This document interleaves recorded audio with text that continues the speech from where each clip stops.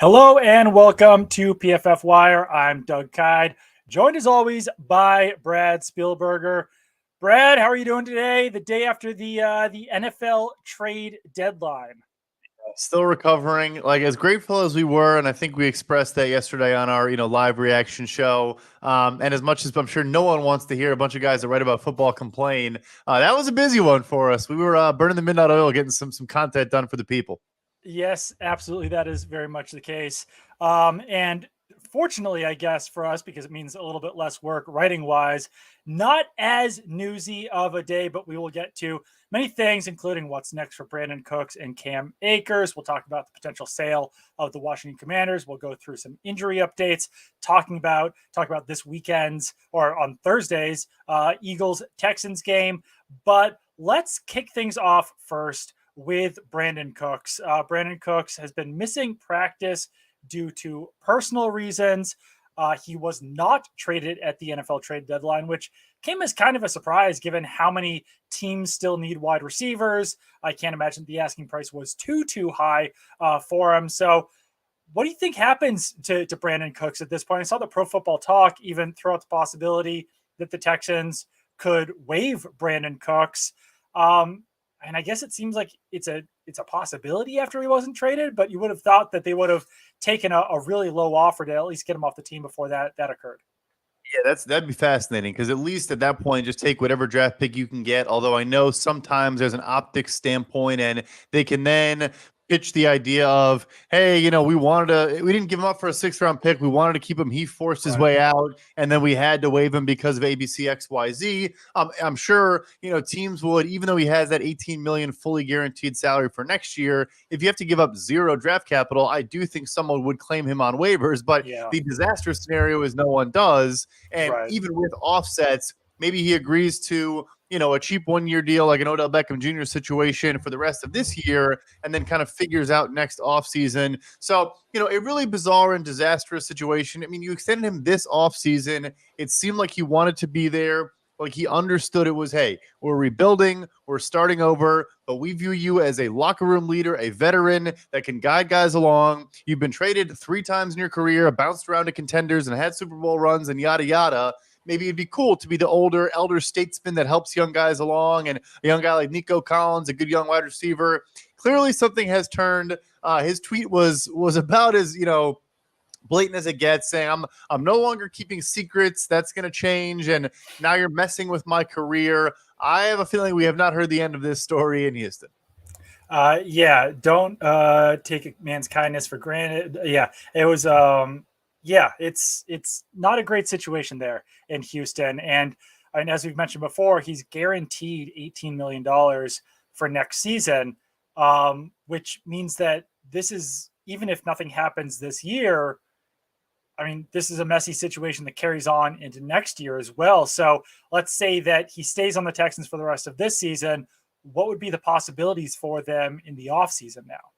I still think you could, explore trades. I think I want to say he'll be 29 years old still, and he is a great player. I mean, all he does is show up in a new city, put up 1,000 receiving yards, every 18 months, it seems like. So I think there would be a market. It sounds like there were 4 or 5 teams calling at this deadline: Green Bay, Minnesota before TJ Hawkinson deal, presumably. The Giants sniffed around and I think could revisit it this offseason based on how things go there. So I think there are still options. You can be patient. I just think it's tough. I mean, you're trying to turn the page and build some positive buzz in Houston. You have, of course, all this draft capital. And I think we both kind of agree. Look, they're a bad team. I think they can get this thing right with a couple more good draft classes. They're loaded with picks, obviously, but it's just tough when, they're not on the Commanders level, but like a negative story every day. It's hard to keep everyone galvanized and motivated. You have Dolphins GM Chris Greer joking about how he texts Laremy Tunsil, asking him to get traded to the team all the time. It's just, you'd love to just have some positivity down in Houston. That was a wild quote, not only like for the tampering implications, but also like Chris Greer to say that about a player who's currently on the Texans and basically being like, hey, yeah, Laremy Tunsil wants to play here. Have fun going back in the Texans locker room, buddy. Like, I don't know. That was a pretty wild quote from Chris Greer, who usually is, not relatively overly exciting in those press conference situations. But yeah, that was certainly interesting. Another player who was not traded was Cam Akers of the Los Angeles Rams. And that came as probably one of the biggest surprises for me at the trade deadline. There were some reports today that the Rams had offers that they turned down for Cam Akers and that now they're maybe trying to salvage things with him. I don't know. I mean, this just seems like a very strange situation. Now he's sat out, like 2 or 3 weeks now when they had both agreed that it was best for him to part ways with the team. And now you're trying to salvage things again. I don't know what the best step moving forward here is. Yeah, we know they tried to essentially include him in any trade they did try to pull off. They, of course, did not pull off a trade, a rarity in Los Angeles at this point of the deadline. But, I will say this. I don't, that was one of 2 quotes today that I'm not so sure I believed, in that, hey, a good way to curry favor with the player, maybe if you are trying to get him to say, hey, you know what, we cooler heads can prevail. We had our issues. But hey, look at the media saying we had a bunch of teams offering for you. And we said, no, we love this guy. We're going to figure it out. We're going to work it out and get back on the field. I'm not so sure I buy that. Just like I don't necessarily buy Brad Holmes, the Detroit Lions general manager, saying if they were 6-1, they would have traded TJ Hawkinson. Again, all due respect, that's just not true. Yeah, that was kind of a wild quote because between that and what Dan Campbell said with, maybe they could get better with some other guys that they could put on the field and do different things. It was kind of like throwing TJ Hawkinson under the bus a little bit on the way out, shipping him to Minnesota by saying that even if we were 6-1, we still would have made this trade because we felt like it was better for the team, present and in the future. I don't know. I mean, I don't know if you've taken a look at the Detroit Lions tight end depth chart recently, but there's not a whole lot on there behind TJ Hawkinson. I don't know. What did you make of that quote, and what did you kind of make of the message coming out of Detroit after today? James Mitchell, dynasty pickup, redraft pickup. Keep an eye out. All jokes aside, he actually did have a couple catches, but anyway, I thought it was pretty interesting. I think Detroit is unfortunately in a tough spot. Look, no one expected them to, make a playoff push, but obviously we're the darling of Hard Knocks. We had a lot of people, smart people, including our good friend Eric Eager, who really, saw a lot of underlying reasons as to why they could go over their 6-season win total. I think it closed at 7 before the season began, and that wasn't just him. There were obviously a lot of other sharp people that saw the same thing. They started the season pretty well. I mean, they probably played the Philadelphia Eagles as close as anyone has this season. Yeah. And it's just cratered and gone totally downhill. It's tough. I get it. But to tell this Detroit fan base once again, the window is a couple years down the road. We're not quite there. And I get they now have an extra first and an extra second in this year's draft class. I think Brad Holmes is a good GM. I think he's a better drafter, the guys they've had before. But they've heard that song and dance before. They've heard about extra draft capital, and it turns into players that, get cut and get signed by the Patriots in the 3rd year or whatever. So it's really, really tough. I feel for the fan base. I feel for people that were excited about the team, some of the players there that have been good. Yeah, I mean, from like a football standpoint, Amon-Ra St. Brown, especially if DeAndre Swift misses some time, which Dan Campbell hinted at, he might have 20 targets a game at this point in that offense. Yeah, and I mean, Brock Wright, not to like go down that Lions depth chart too far. He had 4 catches for 57 yards in week 7 against Dallas. He made kind of a nice play that probably should have been a touchdown. I don't think the Lions either didn't challenge it or it didn't go to a booth review. I forgot what the exact situation there was, and he's a player who's done a few things in the last few weeks for the Lions. As you mentioned, James Mitchell. We'll see how that offense changes now that TJ Hawkinson is gone. Going back to the Rams for a second, what do you make of that entire running back depth chart at this point? We saw Ronnie Rivers lead the team in carries last week. And that's despite the fact that Darrell Henderson was on the field. Now, maybe you put Cam Akers back in the mix. They've got Kyren Williams coming off of injured reserve. I think that Kyren Williams is probably, if you're in fantasy, the guy that you want to have. But talk about a messy situation there in the Rams backfield. Yeah, so Rivers, I want to say, has been elevated from the practice squad twice. So if they want to bring him up again, he'd have to be to sign him to the 53-man roster. And maybe the plan is instead to activate Kyren Williams off of injured reserve. I agree with you. I think if any guy is worthwhile, which frankly, it's possible none are from a redraft fantasy football standpoint. But if any of them are, I agree it's Kyren Williams. Darrell Henderson did apparently have an illness, like a flu-like symptoms and stuff like that. And so that maybe played into him not having a huge role. And it's tough to see the Cam Akers situation resolving itself in a way where he becomes like the top guy. I think Kyren Williams is the guy to keep an eye on. Their draft pick this year, they apparently loved him in camp. Let him get healthy. The tough part though is, you and I behind this offensive line, it's a battle no matter who's back there. I think you and I behind this offensive line would be like averaging negative 10 yards per carry. Yeah, so, correct. It's at least positive that those guys are averaging like 3 yards per carry. But that was one thing that I thought was interesting about the trade deadline. We'll get to Jonathan Taylor's injury in a second, but that's that teams did kind of seem to value running backs more than people might have expected. We talked about Jeff Wilson garnering a 5th-round pick. We saw Nyheim Hines traded for Zach Moss and either a 5th or 6th. Chase Edmonds was included in the Bradley Chubb trade. And that was brought up to me by someone who works in analytics in the NFL that it's kind of a flip from the whole running backs don't matter narrative. But I said, I guess that's kind of true to some degree because of, the Rams situation right now where they haven't been able to find a running back who's kind of fit that system. And he said, might make more sense to evaluate the blocking first. And I think that's a good point for teams that were either trading for running backs or have had issues with running backs. Like maybe flip that 5th or 6th round pick for an offensive lineman rather than trying to fix the actual running back situation.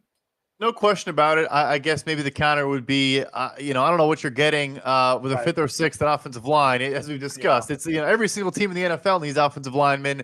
It's like a big reason why some of these spring leagues can't even sustain themselves. It is so darn hard to find guys that are good offensive linemen. It's why they're so valuable and so crucial to any offense, no matter what you're trying to do. But no, it's a good point. Jeff Wilson, a third stringer on that team getting a 5th-round pick because he's such a good fit in a particular system. You see how it happens and how the value is there for a particular team in Miami. So yeah, that's funny that an analytics guy was kind of, poking holes in that. At the end of the day, if you have the system set and you have the offensive line playing, then maybe they are, increased in value if you can trust, what they're going to bring to the table. Colts running back Jonathan Taylor did not practice today. That ankle injury is still bothering him.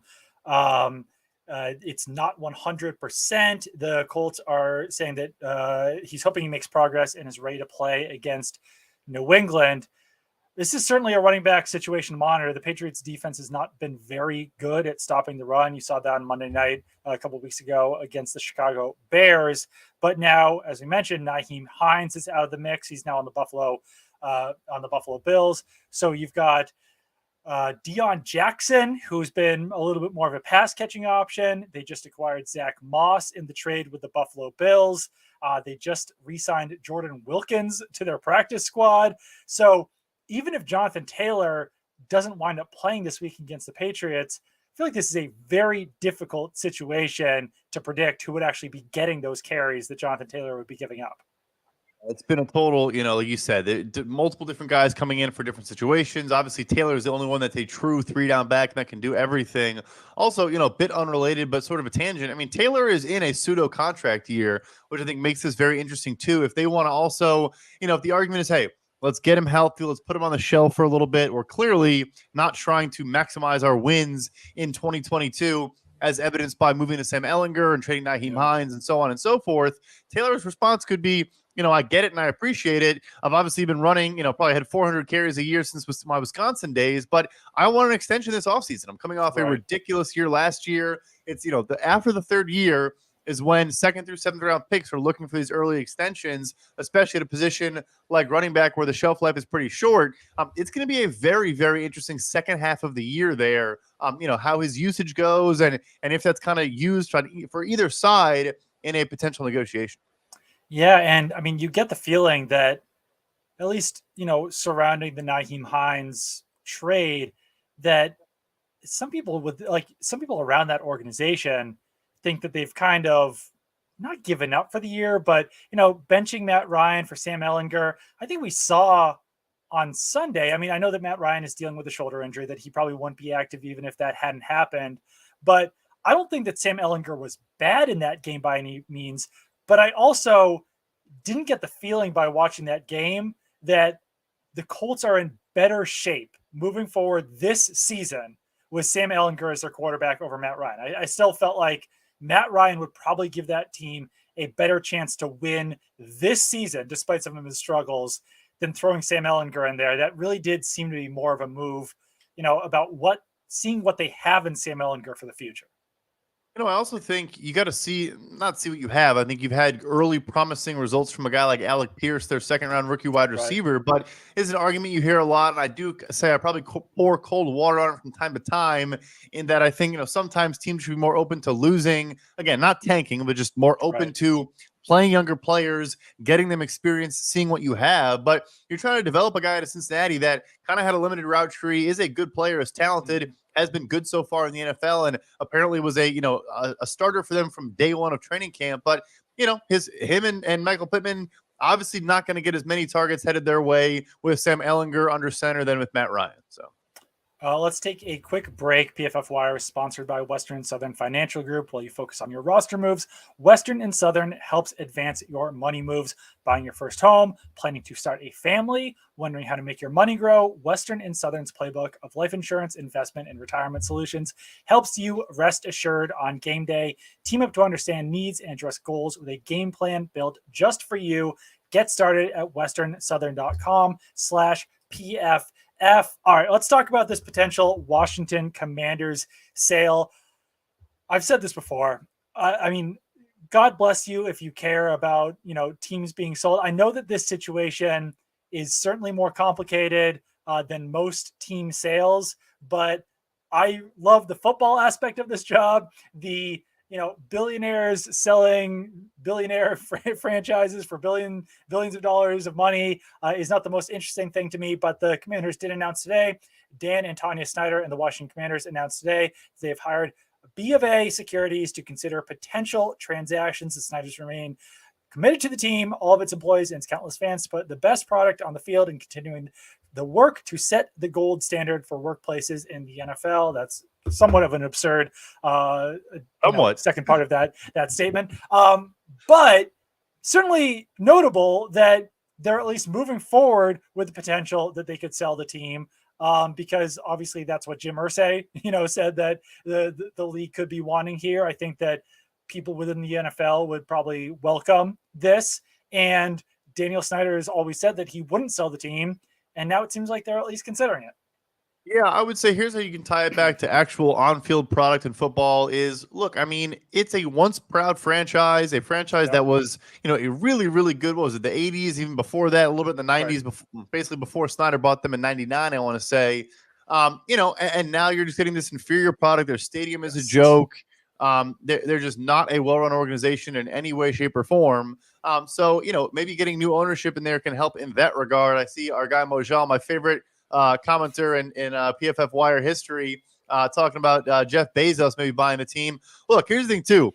I think this team could sell for more than Denver. Like, it is right. You talk about there's no better example of the current owner quite literally could not have been worse in every single thing he did the entire time. Right. Apparently, it's his asset, the team, has appreciated in value by about 680% from the day he bought it, because it's a printing press. It is you are printing money no matter what you do. So, yeah, I think that would be my argument is it could actually matter on the field that we can get, a state nation's capital, a cool team with a storied history, actually mattering for the first look. That's one of those, like, my dad talks about the Washington, Redskins, and I'm like, the team doesn't even exist, but also they haven't been relevant since the day I was born. So yeah. Yeah, it was like right before, I started following football closely, I guess, that the last time that they were relevant, like you said, in the late 80s and early 90s, I really remember the Cowboys teams and the 49ers and the Bills and all of that much better than, the Washington team at the time. So Yeah, it would be nice for them to be relevant again, and we'll see what happens there. I know that the betting favorite to be the next owner would be Jeff Bezos. The other ones on the list, I got an email about this. Ted Lerner, Steve Ballmer, Byron Allen's on there. So certainly some interesting people who could buy the Commanders, and yes, they would definitely sell for a gigantic fortune if that was to happen. Let's get into our rumor roundup segment just for a second. And there's obviously not a whole lot to discuss because the NFL trade deadline has passed. Now we will probably start to get into some players being released. We'll see how quickly that all happens. But anyone who is released must pass through waivers. But, obviously we discussed the trade deadline at length in yesterday's show. I talked about it on a couple other shows as well. But just any leftover thoughts from you on any of the 10 trades that we saw yesterday, anything before that. As I mentioned earlier, I did think it was interesting that people were saying that, it seemed like running backs were valued more highly at the NFL trade deadline than what we've seen in recent weeks. One kind of leftover thought from me is on the Calvin Ridley trade. One person I was talking to just said that they really liked the way that trade was, that the conditions on that trade were set up, because he thought that it limited the risk for the Jaguars in that trade, and that it also, the upside of the trade became manageable because it was only tied to a second round pick. It was basically their choice whether they would have to give up that second round pick because it would be tied into a contract extension. And overall, I reached out to another source about that trade.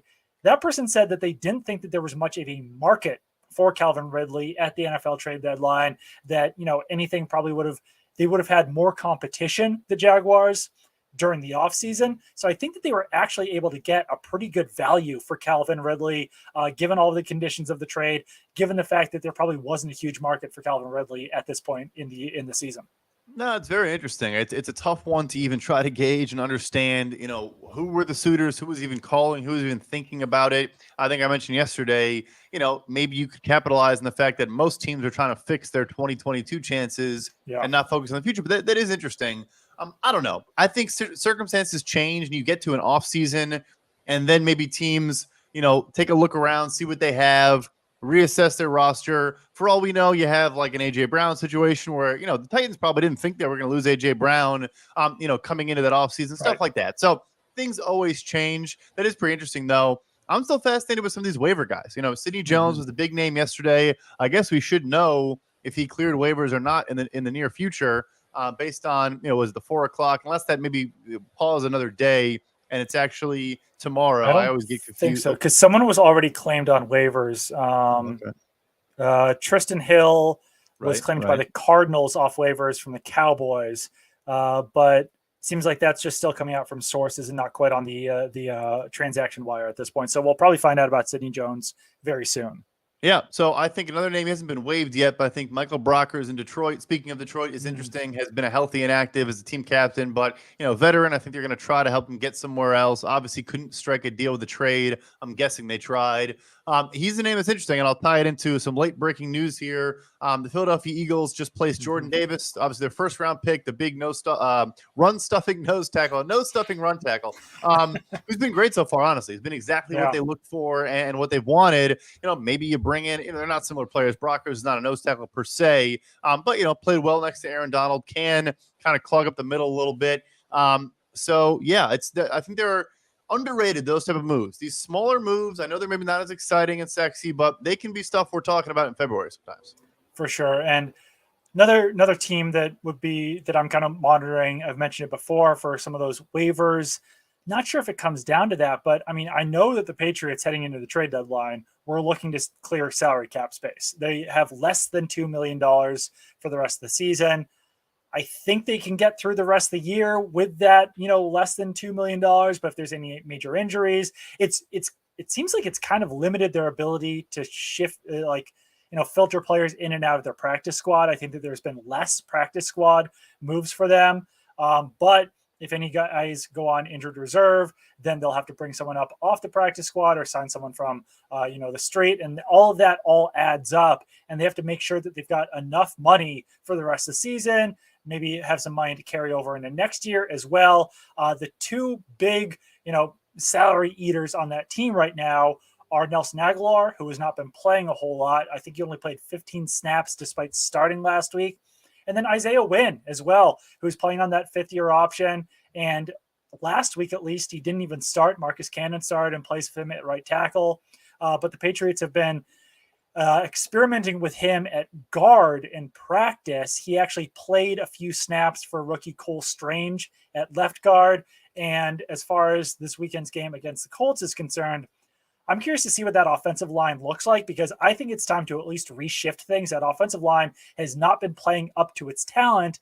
And one of the issues, I think, is the fact that the Patriots shifted Isaiah Wynn from left tackle to right tackle this season, and Isaiah Wynn has not been playing well at right tackle. So whether that means, moving Michael Onwenu out to right tackle, putting Isaiah Wynn at right guard, whether that means flipping Wynn and Brown again and putting Wynn at left tackle and Trent Brown at right tackle, we'll see what all happens there. But certainly would not be surprised if they made some sort of move to open up some salary cap space before the season is over. Let's do our best bet segment. Thursday night, we've got the Eagles and the Texans. This game is in Houston, and the Eagles are favored by 14 points. This is like a college football spread. This is like a non-conference opponent college football spread right now. Yeah, it's like a MAC game on a Wednesday where I don't know, one team is all in and is a good team, the other team stinks. And yeah, it's crazy. I should have looked it up. I mentioned this on our Sunday podcast. I think it's the biggest road favorite in a Thursday game since we've had Thursday games. I didn't Google it. I should have, but I'm fairly confident that's the case. If not, it's obviously near the top of the list. The thing, too, is that price might be factoring in that Brandin Cooks probably will play, but they don't know. There's no guarantee he plays. He hasn't practiced the last 2 days. Yeah. Right. It's been listed as wrist/personal. I think the second thing is more important than the first, frankly. But because, Nico Collins is not 100% healthy. I want to say he's also questionable and probably leaning towards not playing, I think. So, yeah, it could be really, really ugly. One bet I love was mentioned on the podcast Sunday, but the first half. Eagles in the first half have been the best team in football. They build these huge leads, and then they kind of coast a little bit to the finish line. They've done it in like all their games this year. I think they could be up 28-0 at halftime in this game. Maybe don't cover 14 if they just kind of let Houston score in garbage time, but cover, I want to say it opened at -6. It's probably even higher now on the first half line, but I like that play a lot. That is definitely very interesting. If you guys have any questions, just throw them into the comment section while we discuss this game. But PFF Greenline likes the over. The point total is set at 45 points. On PFF Greenline, there's just a 0.4% edge, but I know the Texans are bad, but the Eagles do have a high scoring offense. All it takes is, 3 passes for AJ Brown to score 3 touchdowns. And I do think that there's a possibility that this game does, as you mentioned, get out of hand in the first half. And then they do kind of allow the Texans to creep back a little bit there in the second half and start to put some garbage points up there, garbage time points. So, yeah, I could certainly see that this game could go over 45 points. Right now, that's at -110. As far as any player props go, not seeing any that I particularly love. I'm looking at the AJ Brown. Actually, don't. Yeah, the AJ Brown player props are his receptions are set at 4.5. And receiving yards is set at 69.5. PFF Greenline prefers the over on 69.5 receiving yards and the under on 4.5 receptions. Once again, if this game does get out of hand, it's certainly possible that he doesn't put up much production. That is a scary thing with props in this game. It does, by the way, blowouts usually lean towards the over. That helps because, like you said, there's garbage time. Kind of both teams aren't really caring. Yeah, I see the comment 28-0 at halftime is crazy. It is crazy. A bit of hyperbole there, but the Eagles are very good and the Texans are atrocious. So, I also don't think it's that crazy. I'm with you. The props kind of scare you a little bit because we don't really know how the game script is going to play out. And you want to take an Eagle, but if they're up that much at halftime, you might not see a lot of Eagles players. So I would definitely, I like to sit on the over. I think it's interesting. And Eagles first half, again, they don't have to be up 28-0. They could be up, 21-7 and it'll probably cover. Is the biggest lock of the offseason that the Texans will take a quarterback? I think so. I mean, the way they're acting, it almost seems like they want to make sure they have the number one overall pick, so it's their choice of quarterback. Not even any quarterback, but the exact guy that they want. I know Carolina said they were going to try to, get in that mix and add capital to help them in that regard and trade up. But they've actually been decent with PJ Walker the last couple of weeks. I mean, who else is the thing too is a lot of these really bad teams like Oakland, Las Vegas is not going to be picking that high.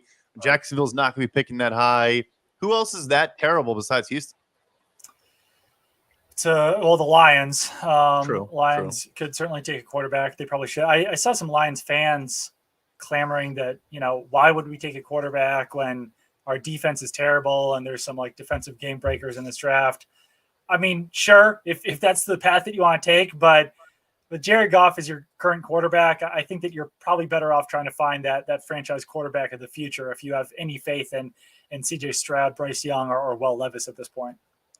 Turn around quicker too. Look, Aiden Hutchinson and Josh Pascal are, I think, going to be good players on the edge for them. We talk about Lee McNeil and Levi Unuzarike on the interior. Like they have Jeff Okudah. Again, I know that their defense has been very, very, very bad. No one's denying that. But you can turn that around quicker. You can add more reinforcements in free agency. Jared Goff is not the quarterback of the future. I know he's been productive at times. He's not. I'm sorry if that's breaking news to anyone. So if you're up there and there's a guy you like and want to build around, you have this good offensive line. You at least have one receiver in Amon-Ra St. Brown to help that player along. DeAndre Swift, a good check down running back that can always kind of help a young quarterback. And you have the Rams first round pick. So it is supposed to be a deeper edge class this year. I'm terrible with college. I do watch, but the guy at Clemson, Miles something, is a good edge rusher. Right. I know Nolan Smith got hurt at Georgia, but he's such a great talent. He actually might be a late first rounder type guy you can benefit from. He tore his pec. So anyway, I'll stop embarrassing myself with the names, but I know it's supposed to be a deeper edge rush class, for example. And I think you could find the interior. Brian Breesy out of Clemson is a great player, so on and so forth. So I think you can address that with the Rams first round pick. Yeah, I would agree with that as well. All right. A little bit of a shorter show for us today without a ton of news, but we will be back on Friday going game by game, giving fantasy news and notes. So keep it on pff.com for all of your news and analysis. Until then, make sure to subscribe to PFF Plus, download the PFF app, subscribe to PFF Wire on Apple and Spotify. Follow Brad on Twitter at PFF_Brad. Follow me on Twitter at Doug Kyed. And we will be back with you guys again on Friday, right around this time.